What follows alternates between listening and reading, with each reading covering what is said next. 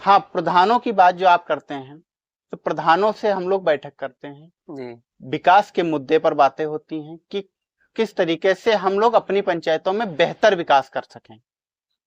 उसके लिए हम उन लोगों को गाइड्स करते हैं कि आप इस प्रकार से अगर कार्य करेंगे तो आप अपनी पंचायत को बेहतर बना सकते हैं। जी सबसे बड़ी उपलब्धि तो यह है कि जो हमारी तराई क्षेत्र थी, उस तराई क्षेत्र का आवागमन ही सबसे बड़ी समस्या थी, उसका समाधान होता रहा। जी दूसरी बात यह है कि हम अपनी जनता को कहीं निराश नहीं होने दिए। अभी तक तो लमसम में मैं 80% पे पहुंच गया हूँ। जी प्राथमिकता थी रोडों की, जी जी तो जितने बड़े रोड थे जो 1 किलोमीटर से ऊपर 2 किलोमीटर से ऊपर थे, जी वो मैं लमसम में बना गया। जी देखिए, युवाओं पर मेरा पहला फोकस यही है, शिक्षा, जी कि वो ज्यादा से ज्यादा शिक्षित हो जाए। देखिए, मेरे वहां सबसे ज्यादा जो समस्या थी वो रोड को लेकर के थी। जी रोड निर्माण की, रोड नहीं थे, एक दूसरे गांव का आवागमन नहीं था। उन 36 रोडों में क्या कोई सीसी रोड शामिल है? जी, एक सीसी रोड है जी जो हमारे बंधे पे पुल है यहाँ बड़े गांव के सामने, उस पुल पर हमने सीसी का निर्माण कराया था जी ताकि वो बारिश में ना कटे। जी और हमारे जिले पर जो इस समय समस्या चल रही है वो कार्डियोलॉजी को लेकर के चल रही, हार्ट पेशेंट ज्यादा हैं।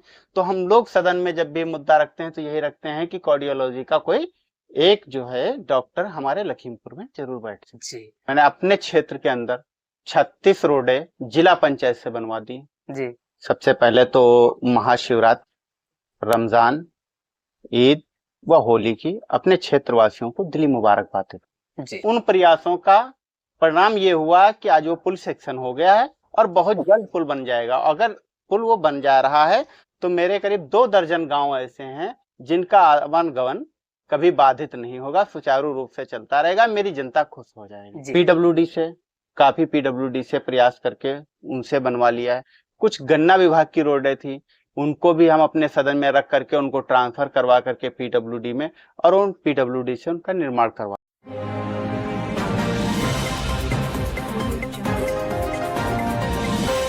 नमस्कार, मेरा नाम गौरव है और आप देख रहे हैं लखीमपुर खीरी दस्तक। मैं इस वक्त जनपद लखीमपुर खीरी के विकासखंड फूलबेहड़ में मौजूद हूं और फूलबेहड़ द्वितीय से मौजूदा जिला पंचायत सदस्य हैं जो हमारे साथ में हैं। हम इनसे विकास कार्यों को लेकर सीधी बातचीत करेंगे और जानेंगे कि इनके कार्यकाल में क्या क्या विकास कार्य करवाया गया है। आपका बहुत बहुत स्वागत है हमारे चैनल में। अपना धन्यवाद। परिचय दें। मेरा नाम रजीउल्ला है जी और मैं फूलबेहड़ द्वितीय से जिला पंचायत सदस्य हूँ। जी सबसे पहले तो महाशिवरात्रि, रमजान, ईद व होली की अपने क्षेत्रवासियों को दिली मुबारकबाद देता हूँ। जी अब आप बताएं कि जब आप जिला पंचायत सदस्य चुने गए तो आपने सबसे पहला कार्य क्या करवाया?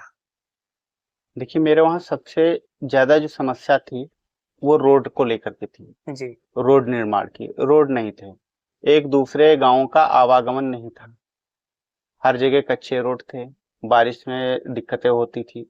तो मेरा प्राथमिकता मेरी थी कि पहले रोड निर्माण किए जाएं। जी तो मैंने रोड निर्माण का ही कार्य सबसे पहले स्टार्ट कराया, जी जिसमें अभी तक मैंने अपने क्षेत्र के अंदर 36 रोडें जिला पंचायत से बनवा दी। जी बाकी पीडब्ल्यूडी से, काफी पीडब्ल्यूडी से प्रयास करके उनसे बनवा लिया है। कुछ गन्ना विभाग की रोडें थी, उनको भी हम अपने सदन में रख करके उनको ट्रांसफर करवा करके पीडब्ल्यूडी में, और उन पीडब्ल्यूडी से उनका निर्माण करवा रहे हैं। जी उन 36 रोडों में क्या कोई सीसी रोड शामिल है? जी, एक सीसी रोड है जी जो हमारे बंधे पे पुल है यहाँ बड़े गांव के सामने, उस पुल पर हमने सीसी का निर्माण कराया था जी ताकि वो बारिश में ना कटे। लेकिन वहां पे पुल छोटा था, पानी का दबाव ज्यादा था, फोर्स होने की वजह से वो पुल हर बार कट जाता था। पुल कटा तो सीसी भी आधा कट गया। जी लेकिन हम लोग प्रयासरत रहे, निरंतर उस पुल को लेकर के हम प्रयास करते ही रहे। और जितिन प्रसाद जी हमारे पीडब्ल्यूडी मंत्री थे, उनसे पर्सनली मिले, उनको लेटर भी लिखा, कई बार सदन में हमारी यहाँ बात हुई। और मैं इसमें जिला योजना का भी सदस्य हूँ, तो जिला योजना की जब जब मेरी मीटिंग हुई मैं उसका मुद्दा उठाता रहा, और उन प्रयासों का परिणाम ये हुआ कि आज वो पुल सेक्शन हो गया है और बहुत जल्द पुल बन जाएगा। अगर पुल वो बन जा रहा है तो मेरे करीब 2 दर्जन गांव ऐसे हैं जिनका आवागमन कभी बाधित नहीं होगा, सुचारू रूप से चलता रहेगा, मेरी जनता खुश हो जाएगी। जी, आपके क्षेत्र फूलबेहड़ द्वितीय में कितने ग्राम पंचायत आते हैं और कुल आबादी कितनी है और वोटर कितने हैं? भाई साहब, मेरे वहाँ 11 ग्राम पंचायतें हैं, जी 56 गांव हैं, 47,000 कुछ वोट था पिछली बार में। जी वर्तमान में अभी सर्वे चल रहा है, जी जब वो जी। लिस्ट आएगी मैं आपको बता दूँ। तो जब आप चुने गए थे तो आपको कितने मत प्राप्त हुए थे? उस टाइम मुझे 8,283 मत प्राप्त हुए थे। प्रतिद्वंदी कितने थे आपके? प्रतिद्वंदी तो हमारे सामने 11 थे, लेकिन उसमें कुछ डमी कैंडिडेट थे। 6 प्रतिद्वंदी हमारे बराबर में चुनाव लड़ रहे थे। जी तो आपको मत जो है बहुत ही बढ़िया प्राप्त हुआ। हाँ, ये जनता का प्यार था जी। सब, जनता ने प्यार चलिए, दिया हमें तो और उसका बराबर सम्मान है। जब आप चुने गए थे उसके बाद से अपने क्षेत्र की समस्या को कहाँ तक दूर करने में सफल रहे आप? अभी तक तो लमसम में मैं 80% पे पहुंच गया हूँ। जी प्राथमिकता थी रोडों की, जी जी तो जितने बड़े रोड थे जो 1 किलोमीटर से ऊपर, 2 किलोमीटर से ऊपर थे, जी वो मैं लमसम में बना गया, जी हम बनवा ले गए हैं। 20% बड़े रोड, बाकी अब छोटे कार्य बचे हैं। जी। अगर जनता ने मुझे दोबारा चुन लिया, जनता ने यही प्यार दोबारा मुझे दे दिया, तो मैं उम्मीद करता हूं कि मैं अपने जो विचार, आगे के मेरे विचार हैं, जो मेरा एक लेंथ अपनी बना रखी है, उस हिसाब से मैं 100% विकास कर ले जाऊंगा। जिला पंचायत के कैसे देखते हैं? क्योंकि लोग ये नहीं जान पाते हैं कि जिला पंचायत में होता क्या क्या रोडों के अलावा और भी कोई कार्य करवा सकते हैं जिला पंचायत? देखिए, ये हमारी संस्था निर्भर करती है कि आप क्या करेंगे। जो जी। हमें गाइडलाइंस उत्तर प्रदेश सरकार से आती है, जी हम सिर्फ वही कार्य कर सकते हैं, उसके मानक से बाहर हम नहीं जा सकते हैं। जी देखिए, इस टाइम हमारे में जो चल रहा है, तो वो खड़ंजा, डामर, सीसी और इंटरलॉकिंग पर रोक लगी हुई है कि उसकी ईंट की क्वालिटी उतनी अच्छी नहीं होती है, और हम लोगों को बाहर कार्य करने होते हैं, बड़े वाहन निकलते हैं, जल्दी टूट जाता है। जी तो जी इसलिए इंटरलॉकिंग कोशिश की जाती है कि इंटरलॉकिंग ना ज्यादा लगाई जाए। जी और बाकी नाला वगैरह का काम होता है, तो नाला हमारे 2 प्रकार के आते हैं, एक 65-45 का आता है और एक 30-45 का। जी। फुलबेहड़ द्वितीय में आप अपनी सबसे बड़ी उपलब्धि क्या मानते हैं अब तक? सबसे बड़ी उपलब्धि तो ये है कि जो हमारी तराई क्षेत्र थी, उस तराई क्षेत्र का आवागमन ही सबसे बड़ी समस्या थी, उसका समाधान होता रहा। जी दूसरी बात ये है कि हम अपनी जनता को कहीं निराश नहीं होने दिए। अगर मेरे तक आया है वो आदमी, तो चाहे जहां से उसका समाधान हुआ है, मैंने प्रयास किया है कि उसका समाधान हो जाए। जी मैं 4 साल, तकरीबन 4 साल से ऊपर हुआ जा रहा है, मैंने अपना कोई कार्य नहीं किया है, सिर्फ जनता सेवा, हर समय जनता के बीच में। अगर कहीं कोई कैजुअलिटी हो जाती है, मुझे खबर होती है, तो मैं उस गांव में जरूर पहुंचूंगा। शादी हुई है, अगर मुझे निमंत्रण नहीं भी मिला है, अगर किसी बच्ची की शादी है, तो मैं जरूर पहुंचूंगा। जी मैं 24 घंटा ये प्रयास करता हूं कि मैं अपनी जनता के बीच में रहूं, उसका सुख दुख देखता रहूं, हर सुख दुख में मैं शरीक रहूं। जी। क्षेत्र में अभी भी सबसे बड़ी समस्या आपको क्या लग रही है जो कि लग रहा है कम रह गया? देखिए, बहुत बड़ा विषय जो चल रहा है इस टाइम वर्तमान में, वो हमारे वहां एक डूब क्षेत्र का है भाई साहब। जी जी डूब क्षेत्र घोषित होने की वजह से जो अंदर का व्यक्ति है, वो बहुत परेशान है, और जी उसके लिए हम प्रयास कर रहे हैं और निरंतर लड़ रहे हैं। हम लोग पीआईएल तक पहुंच गए हैं कि पीआईएल डाल के उसको किसी तरीके से समाधान करें। और दूसरा जो मुद्दा हमारे वहां है, स्वास्थ्य और शिक्षा का, तो ये बहुत बड़ा विषय है, हम जिला पंचायत के अथॉरिटी में नहीं जी आता है, जी लेकिन मैं प्रयास करता हूं कि हमारे सीएससी पे कोई गड़बड़ ना होने पाए, डॉक्टर टाइम से मिले। इसके बाद कई बार सीएमओ साहब से मेरी बात होती रही, 2-1 बार मुझे लगा कि नाइट ड्यूटी में डॉक्टर नहीं है, तो सीएससी प्रभारी से रात में मेरी बात हुई कि है कि नहीं है, उपलब्धि आप दर्ज कराइए। यहाँ तक कि मैंने उनसे वो भी ले लिया पैराग्राफ कि आपके वहां किस डॉक्टर की किस दिन ड्यूटी लगती है, हमें पर मंथ का चाहिए। जी और मैं एक्टिव रहा, बीच बीच में कॉल करके भी चेक कर लेता हूं कि वो डॉक्टर हैं, सीएससी पे उपस्थित हैं या कि नहीं, क्योंकि गरीब व्यक्ति अगर स्वास्थ्य संबंधित कोई समस्या आती है, तो सबसे ज्यादा वो यही परेशान होता है कि मेरे पास पैसा नहीं, मैं इलाज कहाँ कराऊंगा। जी और हमारे जिले पर जो इस समय समस्या चल रही है, वो कार्डियोलॉजी को लेकर के चल रही, हार्ट पेशेंट ज्यादा हैं। तो हम लोग सदन में जब भी मुद्दा रखते हैं, तो यही रखते हैं कि कार्डियोलॉजी का कोई एक जो है डॉक्टर हमारे लखीमपुर में जरूर बैठ जाए। जी। विपक्ष अक्सर आरोप लगाता है कि विकास कार्यों में पारदर्शिता नहीं है। आप इस पर क्या कहेंगे? देखिए, विपक्ष है, विपक्ष का तो काम होता है जी, भाई, वो तो अपना कार्य यही करेगा। चुनाव हमारे सामने लड़ रहा है तो उसको तो मुद्दा बनाना ही बनाना, कुछ ना कुछ कहना है, हम पे अनाप शनाप जो भी बनेगा उसको उसको तो बोलना ही बोलना है। जी, जी, देखिए, अभी तक जितने भी कार्य हुए हैं सभी जो है पारदर्शिता के साथ में हुए हैं। जी। किसी भी प्रकार की कहीं पे गुणवत्ता में ना तो हम उसे एक्सेप्ट कर पा रहे हैं और ना ही हमारे अध्यक्ष या एमए। हम लोग सबसे पहला मुद्दा हम लोगों का यही होता है कि गुणवत्ता एक नंबर की होनी चाहिए। जी, अगर कहीं कोई आरोप लगाता है तो वो चेक करवा सकता है। जी। युवाओं और महिलाओं के लिए आपने क्या पहल की? देखिए, युवाओं पर मेरा पहला फोकस यही है, शिक्षा पे, जी, कि वो ज्यादा से ज्यादा शिक्षित हो जाए। तो शिक्षा पर जब हम फोकस करते हैं तो वैसा स्कूल के लिए आता है। हमारे क्षेत्र में इंटर कॉलेज नहीं है, जी, गवर्नमेंटेड इंटर कॉलेज नहीं है, प्राइवेट तो बहुत सारे हैं। जी, जी, वहां पे अच्छा खासा फीस जा रहा है। जी, तो इसके लिए मैंने कई बार बीएसए साहब को लेटर लिखा है, कई बार शिक्षा मंत्री जी को लेटर लिखे हैं। फिर ये हुआ है कि मैं अपने जिला पंचायत सदन में बात रखी तो जिला पंचायत अध्यक्ष महोदय हमारे कहने लगे कि मैं वहां पे जगह दिखवाता हूँ, आपके क्षेत्र में कोई जगह अगर हमारी जिला पंचायत की है तो उसको हम लोग प्रस्ताव करके और कॉलेज बनाएंगे। तो जगह हमारी यहाँ सिसौरा में एक निकल आई है, अच्छा, करीब 2.5 एकड़ की 3 एकड़ जगह है वो। तो उस जगह को सिलेक्ट किया गया है। अब बजट पे निर्भर करता है कि गवर्नमेंट कब बजट अलॉट कर देती जी, है जी। कि हमारे क्षेत्र में एक इंटर कॉलेज बन जाए जिसमें हमारे बच्चे पढ़ने लगे।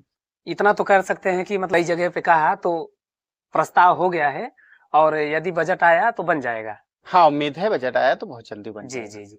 आने वाले समय में आपकी प्राथमिकताएँ क्या होंगी? आने वाले विषय में समय में जो अगर हम चुन के आते हैं, जनता हमें दोबारा चुनती है तो प्राथमिकताएं वही रहती हैं कि जनता की समस्याओं का समाधान। जी, अब जनता के सामने जो हमारी समस्याएं रहेंगी उन्हीं की प्राथमिकता होगी समाधान की, जी, तो उनका हम समाधान करें जो भी समस्या है। जी। लाभार्थियों की सूची आप किस प्रकार से तैयार करते हैं, सरकारी योजनाओं को लेकर के? देखिए, सरकारी योजनाओं की कोई सूची हम लोगों को तैयार करने का पावर और अधिकार नहीं होता है। जी, ये ग्राम प्रधान लोगों का होता है, ग्राम प्रधान लोग करते हैं, इसमें हम लोग हस्तक्षेप नहीं कर सकते हैं। यहाँ पे एक विषय बताने आपको चाहूंगा कि जिला पंचायत एज ए सदस्य होता है। जी, जैसे आप ग्राम पंचायत में एक पंच होता है, क्षेत्र पंचायत में एक बीडीसी होता है, जी, इसी तरीके से जिला पंचायत में एक जिला पंचायत सदस्य होता है। जी, हम ओनली प्रस्ताव लिख सकते हैं, हम अपनी कलम से कुछ भी सेक्शन नहीं कर सकते हैं। हम वो प्रस्ताव अपने सदन में रखते हैं, हमारा सदन उस पर विचार करता है क्या होना है। ग्राम प्रधानों से आपकी समन्वय मैं बैठक होती है? मैं हाँ, प्रधानों की बात जो आप करते हैं तो प्रधानों से हम लोग बैठक करते हैं। जी, विकास के मुद्दे पर बातें होती हैं कि किस तरीके से हम लोग अपनी पंचायतों में बेहतर विकास कर सकें। उसके लिए हम उन लोगों को गाइड्स करते हैं कि आप इस प्रकार से अगर कार्य करेंगे तो आप अपनी पंचायत को बेहतर बना सकते हैं। जी। जिन गाँव में अब भी सड़क या नाली नहीं बनी, वहाँ देरी की वजह क्या है? वैसा बहुत बड़ा क्षेत्र होता है, जी, जिला पंचायत का बहुत बड़ा क्षेत्र होता है, करीब 56 गांव है, आप समझ गए। अगर हर एक गांव में हम 1 किलोमीटर खड़ंजा लगाएंगे तो 56 किलोमीटर खड़ंजा हुआ। जी, तो पॉसिबल नहीं है कि आप 5 साल के अंदर 100% आप अपने क्षेत्र को संभाल ले जाएं। जी। तो जहां तक हम कार्य कराए हैं तो मैं बता गया हूं आपको पहले भी कि तकरीबन 80%, जी, यानी हर पंचायत में मैं कार्य करा चुका हूं, तकरीबन 80%। 20% कार्य भी शेष है। जनता ने अगर यही प्यार, यही दुलार मुझे दोबारा दिया, मुझे दोबारा चुना, तो मैं उम्मीद करता हूं कि मैं 100% विकास में आ जाऊंगा। जी। कार्यों को लेकर के जो टेंडर प्रक्रिया है, क्या जी। इसमें जो स्थानीय ठेकेदार हैं, उनको प्राथमिकता दी गई? भाई साहब, ऑनलाइन टेंडर होता है जी, और ये विषय हम लोगों का नहीं होता है। हमने पहले ही बताया कि हम लोग केवल सदस्य हैं। जी, ये हमारा बोर्ड तय करता है और बोर्ड हमारा इसकी विज्ञप्ति निकालता है और ये खुला टेंडर होता है, ओपन, कहीं से कोई भी बैठ करके कंप्यूटर से, और वो ऑनलाइन टेंडर डाल देता है। जी, और जिसका मानक जिस हिसाब से होता है उसका टेंडर हो जाता है। जी इसमें कोई ये नहीं है कि हम आपको टेंडर दिला सकते हैं या उनको टेंडर, ना हम दिला सकते हैं ना हमारे अध्यक्ष दिला सकते हैं। जी वो ऑनलाइन टेंडर है, वो उसी का होगा जिसका अपने मानक के हिसाब से पड़ा होगा। जी। क्षेत्र की जनता आपसे अब तक सीधे संपर्क किस प्रकार से करती है? घर के जैसे, क्योंकि मैं तो अच्छी बात है। खुला मिजाज का हूँ, जी तो हमसे तो हर व्यक्ति खुल के मिल लेता है। और मैं गांव में जाया भी करता हूँ, हमसे छोटे छोटे बच्चे भी अपनी बात रख लेते जी हैं, बड़े भी रख लेते हैं। कभी किसी को झिझक नहीं आती, उसे ये नहीं लगता कि मैं जिला पंचायत से बात करता हूँ। जी और मैंने कभी फील भी नहीं होने दिया कि मैं जिला पंचायत हूँ। जी जी मैं भाई और बेटा बन करके अपने क्षेत्र में काम करता हूँ। जो भी समस्या होती है आदमी खुल के हमसे बता देता है, और जहां से भी उसका समाधान होने वाला होता है वहां से मैं उसका समाधान करवा देता हूँ। जी। क्या हर महीने आप जन सुनवाई बैठक करते हैं? मैं गाँव में ही रहता हूँ। ऐसा जी मैं उन नेताओं के जैसा नहीं हूं कि मैं अपने घर बुला करके जन सुनवाई करूं कि आप मेरे घर आइए। मैं, वो जनता है, वो मेरे गार्जियन हैं, मुझे चुना है इसीलिए कि मैं उनके पास जाऊं। अगर वही मेरे पास दौड़ करके आएंगे तो फिर मेरा जनप्रतिनिधि बनने का कोई मतलब नहीं है भाई साहब। जी जी तो मैं जनता के बीच में खुद जाता हूँ, पूछता हूँ भाई आपकी क्या समस्या है, कोई समस्या हो तो आप हमें बताइए। जी। आज यदि चुनाव हो जाए तो आप अपने काम के दम पर फिर से जीतने का दावा करते हैं? देखिए भाई साहब, ये जनता पे निर्भर करता है। जी अगर जनता के दिल में मोहब्बत होगी मेरे लिए तो मुझे फिर बना देगी। जी कोई दावा नहीं कर सकता है, कोई किसी के दिल में नहीं बैठता है। लोग कहने लगते हैं कि नहीं मेरी इतनी वोट है, इतनी वोट। मैं ये नहीं कहता हूं मेरी कितनी वोट है, लेकिन मैं ये जानता हूं कि मैं जनता के दिल पे राज कर रहा हूं। और जनता के दिल पे राज कर रहा हूं तो जाहिर सी बात है जनता मुझे दोबारा चुने। जी। क्या वार्ड में कोई कौशल विकास शिविर या रोजगार मेला लगा? देखिए मैं हर साल आंख अस्पताल, सीतापुर आंख अस्पताल का एक कैंप करवाता हूँ। जी जी हर साल प्रतिवर्ष मेरा कैंप होता है, और उसमें मेरे 150-200 मरीज जाते हैं जिनका ऑपरेशन वहां होता है। वो आदमी जो गरीब हैं, बेचारे आंखें नहीं बनवा पाते हैं, आंखों का खर्चा 8,000 10,000 आता है, तो ये आंख वाला कैंप मैं करा देता हूँ। बाकी स्वास्थ्य संबंधी कई बार वो ब्लॉक लेवल पे किए जाते हैं। और जब बाढ़ आती है उस टाइम तराई क्षेत्र में दो दो चार बार हम कैंप अपना करवा देते हैं, स्वास्थ्य विभाग से बात करके कि टीम यहाँ भेज दी जाए, क्योंकि लोग बाहर नहीं जा सकते हैं। मलेरिया फाइलेरिया और ये फीवर वगैरह की दिक्कतें आने लगती हैं, तो कैंप में करवा देता हूँ। जी जी। महिला सुरक्षा को लेकर आपकी क्या पहल रही? कि अगर कोई मेरे सामने बात आती है, मेरे नॉलेज में आती है, तो मैं तुरंत थाने दौड़ के जाता हूँ कि किसी के साथ अन्याय नहीं होना चाहिए। जी अगर कोई महिला कहीं, किसी के साथ कोई अत्याचार हुआ है तो मैं उसके साथ कंधे से कंधा मिला के खड़ा हो जाता हूँ और हर अधिकारी से लड़ने के लिए तैयार हो जाता हूँ। जी।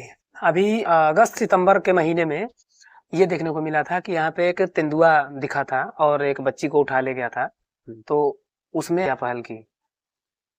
भाई साहब, जैसे मुझे जानकारी मिली थी जी रात के तकरीबन, मुझे लग रहा है कि 9 साढ़े 9 बजे, मैं कहीं से घर आया था, भोजन करने जा रहा था, लेकिन भोजन नहीं किया, तुरंत गाड़ी उठा करके मैं वहां पहुंच गया। जी जी और वहां पहुंचने के बाद में वहां की स्थिति देखी क्या है, तुरंत संपर्क किया वन विभाग से, वन विभाग की टीमें बुलवाई। जी फिर पता चला कि एक दूसरे गांव में वो तेंदुआ देखा गया है, वहीं बगल में, जो राजाराम पूर्वास से बगल में था, वहां पे देखा गया। तो मैं और मेरे साथ में जो लोग थे, तो हम लोग साथ में मतलब उन खेतों में गए। जी, मैं बराबर वहां पे पहुंचा और और कोशिश की कि उनको जो लाभ मिलने वाला हो, जी जी आर्थिक लाभ, वो लाभ दिलवाने का भी प्रयास किया। गंगाबेड़ में कैचुअलिटी हुई थी, वहां पर भी मैं पहुंच गया था तुरंत, जी जी और वहां पर भी वन विभाग की टीम को बुला करके और ये सब करवा करके फिर उनका भी जो लाभ आना था गवर्नमेंट से, वो लाभ दिलवा दी। जी जी। क्या वार्ड में बालिका शिक्षा को बढ़ावा देने के लिए कोई विशेष योजना चलाई गई आपके कार्यकाल में? देखिए हम लोग का विषय नहीं है वैसा, जी ये जिला पंचायत संबंध से नहीं है, इसको सीडीओ साहब बता सकते, इसको डीएम बता सकते हैं, जी इस पर हम लोग नहीं बता सकते। हम लोग प्रयास करते हैं अधिकारियों से कि बेहतर से बेहतर हमारे इधर विकास के कार्य या मतलब शिक्षा के कार्य होते रहे। जी। क्षेत्र की जनता से हमारे चैनल के माध्यम से आप क्या संदेश देना चाहेंगे? क्षेत्र की जनता को मैं एक ही संदेश देना चाहूंगा कि ये आपका बेटा और आपका भाई आपके लिए हर समय खड़ा है, जहां आवश्यकता है आप मुझे फोन करिए। वैसे भी मुझे लोग फोन कर लेते हैं, बुला लेते हैं, प्यार बहुत करते हैं, लेकिन जहाँ आवश्यकता पड़े वो हमें बुलाएं। मैं 24 घंटे उनके साथ में खड़ा हूँ। जी जी, बहुत बहुत धन्यवाद। बहुत बहुत धन्यवाद आपका, आपने अपना समय दिया हमें। तो ये थे फूलबेहड़ वार्ड 2 से मौजूदा जिला पंचायत सदस्य, जिन्होंने अपने कार्यकाल की उपलब्धियां गिनाई और भविष्य की योजनाएं पर विस्तार से अपनी बात रखी। बने रहिए लखीमपुर खीरी दस्तक के साथ। धन्यवाद।